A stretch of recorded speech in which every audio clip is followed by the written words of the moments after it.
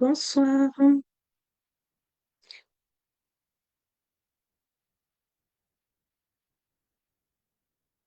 Bonsoir à toutes et bienvenue à cette formation de ce soir qui s'intitule Se libérer du perfectionnisme et cultiver la paix intérieure.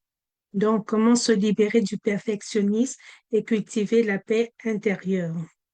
Alors, bonsoir à toutes. Je suis très heureuse de vous retrouver aujourd'hui. Ce soir, nous allons parler d'un sujet qui touche beaucoup d'entre nous, c'est-à-dire le perfectionnisme.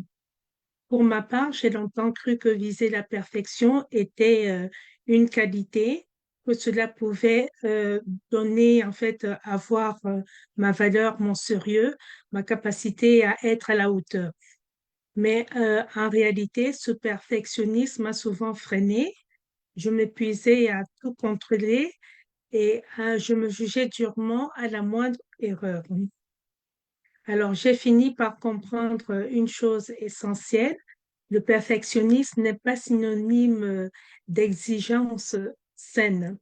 C'est une prison qui nourrit la peur et la culpabilité.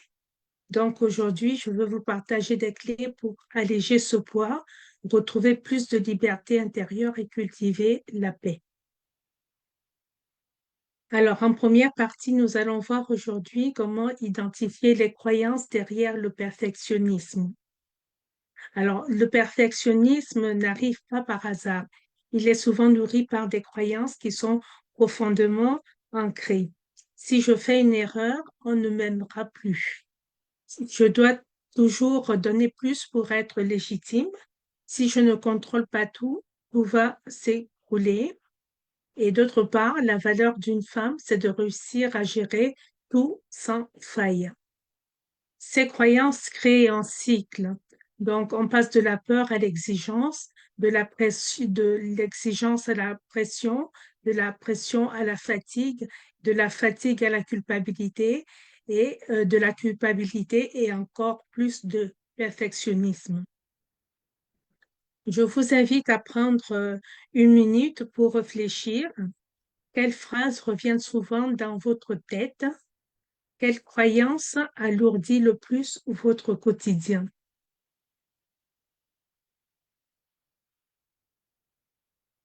En fait, le simple fait de nommer ses croyances, c'est déjà une première étape pour pouvoir s'en libérer. Alors, en partie 2, nous allons voir un exercice pratique, un petit exercice concret pour s'autoriser l'imperfection. Alors, je vais vous demander de choisir une zone de votre vie où vous aimeriez desserrer un peu la pression. Par exemple, la maison, le travail, la vie familiale, votre apparence ou votre organisation. Vous allez vous poser cette question. Et si je m'autorisais à être imparfaite ici, qu'est-ce que ça changerait? Définissez un petit défi d'imperfection. Par exemple, laisser une vaisselle pour demain, publier un message sans le relire 10 fois, demander de l'aide au lieu de tout faire, dire je ne sais pas sans honte. Donc, notez le défi que vous voulez faire et engagez-vous à le faire dans les prochains jours. L'idée, en fait, c'est ne pas de tout lâcher, mais de goûter à la liberté qu'offre l'imperfection. Maintenant, en troisième position, nous allons voir des pratiques pour cultiver la paix intérieure. Pour remplacer la pression du perfectionnisme, il faut nourrir des pratiques de douceur et d'acceptation.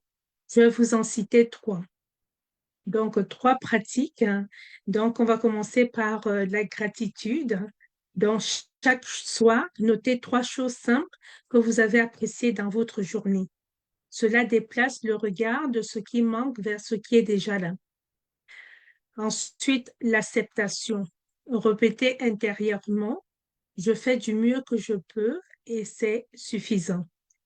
Cette phrase permet d'apaiser la lutte intérieure.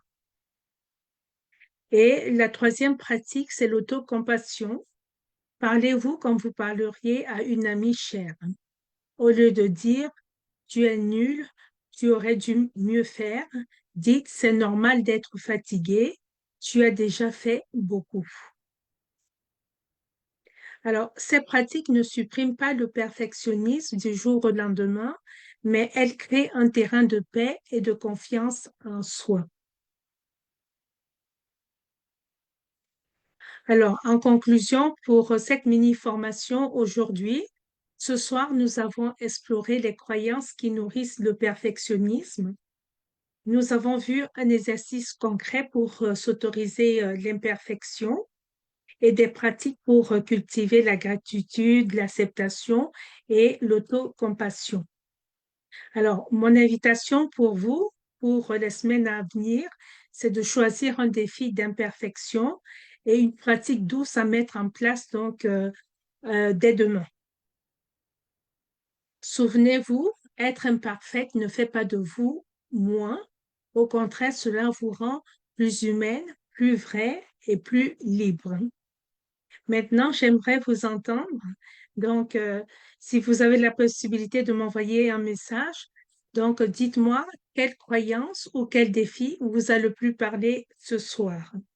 Quelle est la petite action que vous allez oser poser cette semaine? Alors, merci infiniment pour votre présence et pour votre authenticité.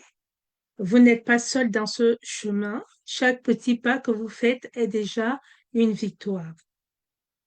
Alors, comme tous les samedis, on va se retrouver samedi prochain pour un nouveau thème que vous connaîtrez dans la semaine. Je vous dis bonne soirée et à samedi prochain. Au revoir.